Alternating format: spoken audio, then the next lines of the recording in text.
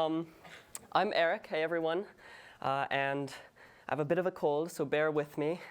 Hopefully my voice doesn't crack in some horribly embarrassing way, although it does that actually anyway, so it should be fun. So my talk is about how World of Warcraft saved me and my education, really. And more specifically, it's about the fear of failure, and the fear of failure in our educational system. So, where does this all begin? When I was in the 7th grade, about 13 or so, I was getting ready for school one morning, and I was watching the news, BBC or something like this, and a report of a car bombing in Afghanistan came on. And there was a woman standing on the side of the scene, and she took out her cell phone and she was calling her son to make sure he was okay. And on the other side of the scene, there were a number of bodies, and one of them started to ring. And I very clearly remember this horrible moment of realization that that was her son. And naive 13-year-old me wanted to somehow help these poor, innocent people who were far, far away. So I set out to create an Innocent Victims of War International Memorial Day, which isn't a very catchy title. And I wrote up a speech, and I marched into my 7th grade English teacher's office, Mr. Metcalf, and he remains one of the most inspiring people in my life because he listened, and he wanted to help. Unfortunately, this is exactly the sort of thing that doesn't fit into our typical standardized structured school schedule, and my school couldn't really provide the framework to help. And ultimately, the whole thing lost momentum, and I failed. To 13-year-old me, this failure tore me apart a good bit, and I found myself with the somewhat poisonous mentality that if I couldn't fix what was around me, if I couldn't change the world, I was the problem, and I had to fix myself. And about a year later, I found myself in a hospital ward with severe anorexia nervosa. And this is not an uncommon or unique experience.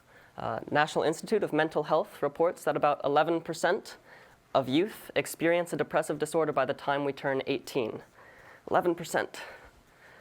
And of course, on this scale, one of the greatest common denominators is school. My experience in the hospital, honestly, looking back on it, it's hard to say exactly what my feelings are. Fear is a pretty big one. Actually, though, shame was the biggest until a couple of months ago, because it was such a failure. It was a failure of such magnitude in my head that I couldn't imagine ever telling anyone about it. And it was really only with the help of a friend, Maria Mayor, that I came to the decision that the greater failure for me would be not to embrace this perceived failure. And I actually think Albus Dumbledore summarizes or encapsulates the experience best when he said, the part where he says happiness can be found even in the darkest of times. One need only remember to turn on the light. I found friendship in the hospital with people wildly different from myself. And I think being able to find friendship in a place like that was just enough to pull me back together a bit. And I got physically better, and I was released from the hospital about a month later. However, I was still struggling with very severe depression. And of course, the dark irony was that I was actually sort of relieved when I had left school to go to the hospital, not because of where I was going, but because I had left school. And I was not at all excited about the prospect of going back. So I also went somewhere else. I went to Azeroth, the world of Warcraft, a massively multiplayer online role-playing video game. And I joined a guild, Vanguard Gaming. Actually, back then, we were called the Dragon Maw Vanguard. And I became a leader in this guild. I started leading 5 people, 10 people, 20 people, 50 people. And I found a family, this is one of our guild meetings, where my voice, my advice, my leadership, me, were all valued and encouraged and equal, even though I was one of the youngest members, by far still am one of the youngest members. And some of this confidence started to carry back over into my real life. And I started blogging with one of my fellow guild leaders. This is Ace the Druid, posing in his black boots there. And I started blogging with my biology teacher, Stacy Baker, and we were invited to NPR and then to the Science Online conference in North Carolina to talk about changing science education. And all of a sudden, I had a voice among real adults, not just like virtual adults. And I kept running with it, and I applied to be a page in the US House of Representatives, and I played World of Warcraft right up until the night that I left for the job, much to my mom's dismay. And more recently, this past April, we threw ScienceOnlineTeen to give more students the opportunity to have an equal voice among scientists and educators about changing the future of science education. And you know, the greatest common denominator I've found through all of these experiences that I consider most valuable to my actual education is almost all of them happened outside of school. You know, with the exception of a few exceptional teachers, school at large operates counter to the interests of children. See, in school, we're not really taught to overcome a challenge. We're taught to fear the prospect of failure.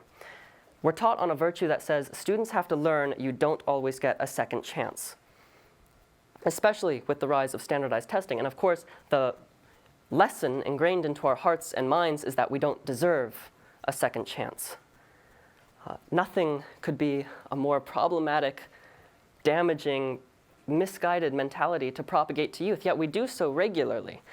The only reason I have the opportunity to talk here in front of you from standing in a cold hospital shower is because I was lucky enough to find a second chance not in school, but in a virtual fantasy game with some of the most amazing people that I've ever not met.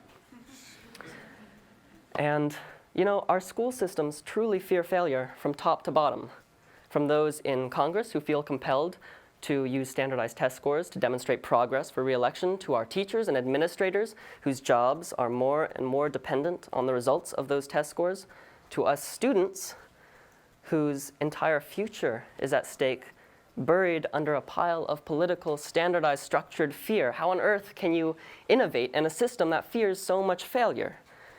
You can't.